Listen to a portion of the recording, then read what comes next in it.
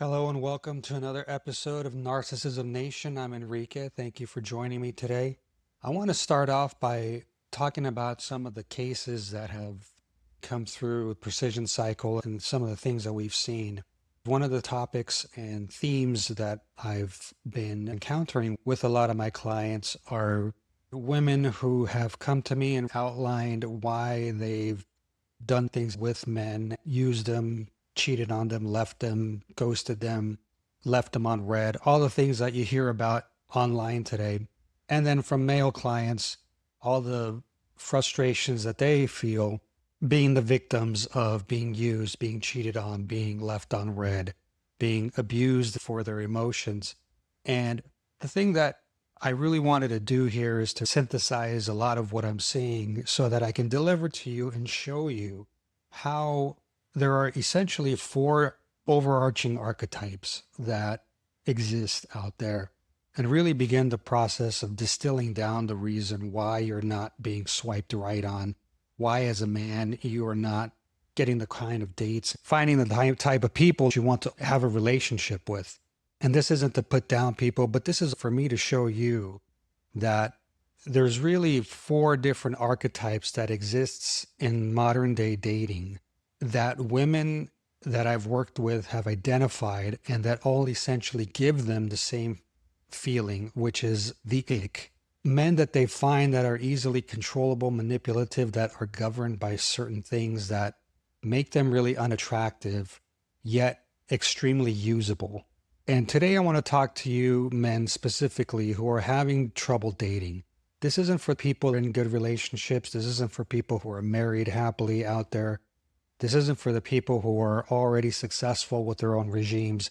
This is for the people out there that have real trouble navigating the dating apps, that have real trouble securing quality dates, that have trouble really finding quality women who aren't going to use them for money and leverage. To identify four major archetypes that exist with men today in society that women will prey on and look to leverage so that they can build off of their experiences in ways that are qualitatively improving their own lifestyles. And I hope that from this discussion, you can take away some strategies that you can utilize if you are on social dating apps, if you are trying to get out there and just meet people organically, as to really the ways in which women are seeing you, coming at them and classifying you and ultimately friend zoning you.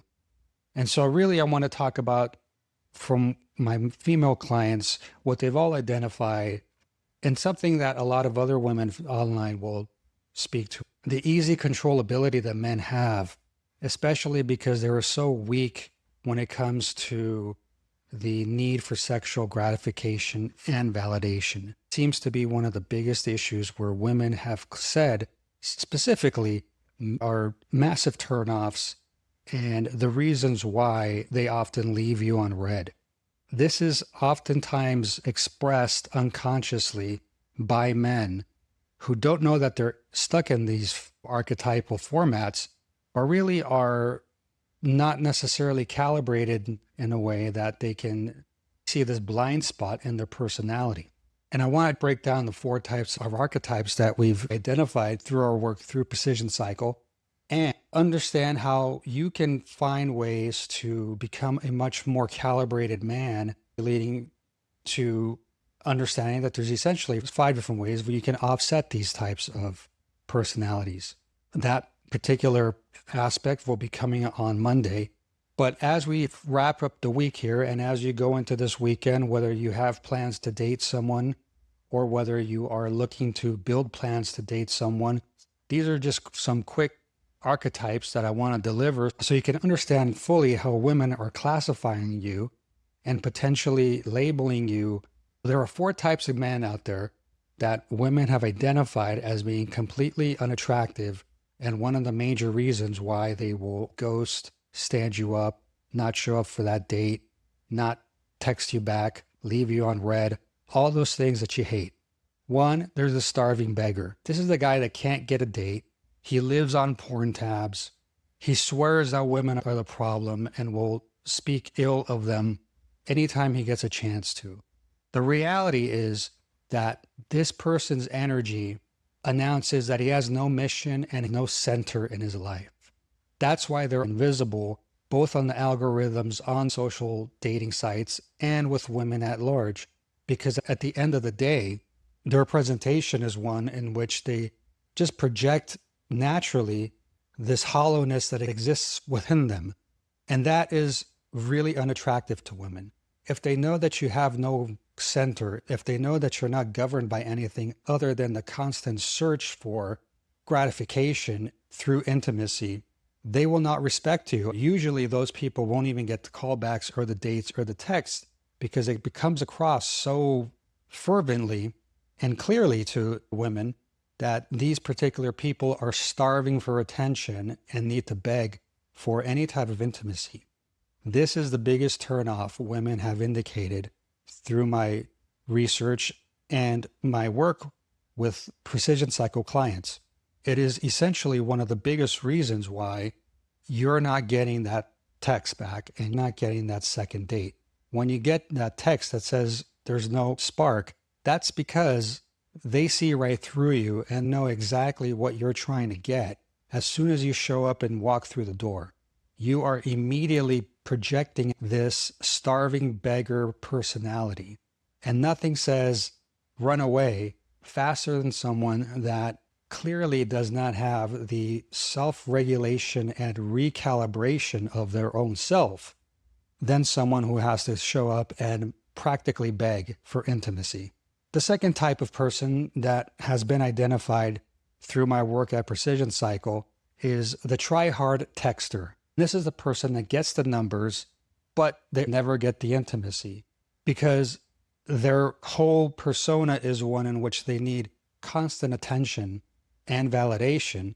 These are the over-texters. These are the people who are constantly trying to check in, constantly trying to see why there's a reason for the non-communication. And this really begins to make women repulsed by the male presence because there is this insecure attachment style that exists, which is not conducive to a healthy relationship. Women don't want someone that constantly needs validation and reassurance. Like the starving beggar, the try-hard texter is one that is completely seen through as they continue to populate that text window with anxiety and questions that are projective identification of their own internal anxiety for the potential abandonment they're experiencing. This is the person who will always be engaged in text relationships with women. A lot of these women will entertain these text relationships because they like to have discussion with people. In a world where more and more men have low communication standards and abilities, women will take any type of written communication conversation that they'll have. So don't get me wrong, having a good text game is a very solid thing to have in 2025 when you're going out in the dating scene. What's not good in that texting game, however, is when it's filled with anxiety, projective identification, and the unwritten, unseen, and unconscious fear that this woman on the other end of this text string is going to leave. That kind of energy is something that women, throughout my entire process of working with women in PrecisionCycle and in clinical work, have uniformly stated. That comes through clear, the anxiety and insecurity of people who will overtext and start to manufacture anxiety when the moments are quiet. The third personality that has been identified as one that is essentially repulsive to women is the hollow conqueror. And this person is the person that does go out and does get to sleep around and has intimacy with women, but he ends up getting cheated on. He thinks that intimacy locks in some type of unwritten contract with a person and doesn't feel as if they need to work any harder at building a much deeper relationship. They lead with intimacy, get the intimacy, and leave it on those terms at that level and think that they don't have to develop this relationship even further. The reality with these men are that they're just a warm body. and they're not a source of respect for women. Sure, if your goal is to just feel the experience of intimacy and that's good enough for you, then that might be okay for somebody as a hollow conqueror. They may go around being proud of the notches on their bedposts and the quote body counts that exists. But if you're looking to build a much deeper relationship with a woman, these archetypes are the type that will end up having their hearts broken, end up having the moments in their relationships where they're sitting there looking at the text screen, wondering why this other person has completely shifted focus and has now gone off and pivoted to focusing on other relationships because they've experienced you intimately and they have ascertained from that that there is no longer any depth here. There is nothing more to get from this relationship other than that intimacy experience. And so at that point, you're essentially just stuck living with your physical capabilities and not anything deeper than that. And when we're left with just those physical capabilities, women wholeheartedly and almost 100% have all said that lacking any type of real substance emotionally, physicality is very low on the factors for them choosing their relationships. Women have stated that physicality is essentially about 10 to 15% of the equation, and the rest of it exists in the man's ability to go into a deeper emotional state, an emotional recalibrated state that continues to challenge their perspective and builds upon the attraction via the magnetism of calibration. What that means is boundaries and the ability to manage oneself and remain composed and clear in oneself so that they're not just becoming a caricature of somebody who's out there playing the field, because women see right through that. Finally, the last person that has been identified as the archetype that really is one that is prone to get abandoned at the end of the day is the subsidizer. And these are the men who think that they're in control because he, quote, provides. But she's just using you for survival perks. The reality here is that you're her safety net, not her desire. So she'll be coming back to you because you provide a safe space and a haven for her, but that doesn't necessarily promote any real connection, affinity, and loyalty. What this promotes is the idea that you can provide certain tactical and strategic components that a woman may use to navigate their life. But outside of that, you're not going to have any real intimacy directed towards you because that is being guarded and left for people who are much more secure in themselves and better suited to provide all those things, add the physical components, but also the deep emotional components and recalibrated parts of themselves that present a fully integrated person. That is what a woman will say is the final product that they're looking for, is somebody who can have that full integration, full recalibration.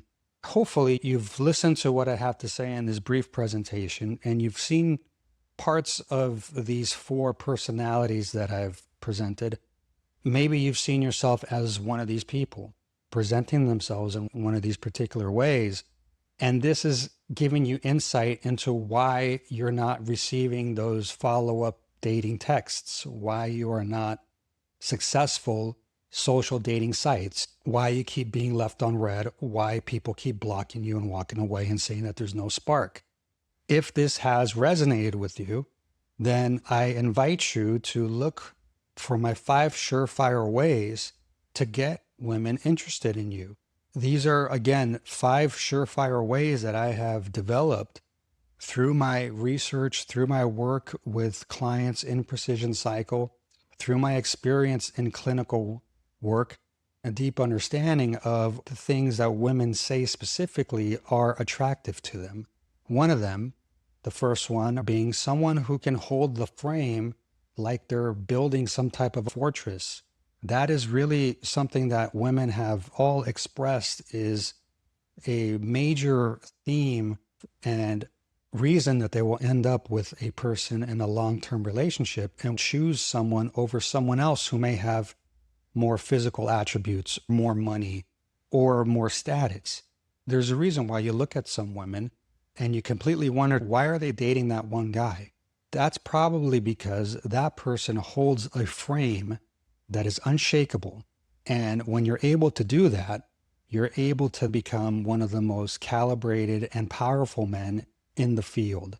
So again, on Monday, I'll be discussing those particular 5 ways and let you know how you can also have insight into those 5 surefire ways to get women who you consider high value and people that you would definitely want to have relationships with. Thank you for your time. My name is Enrique. If you'd like to reach out, you can reach me at enrique@elevateepo.com, PrecisionCycle TV on Instagram, Threads, and TikTok, Narcissism Nation on YouTube.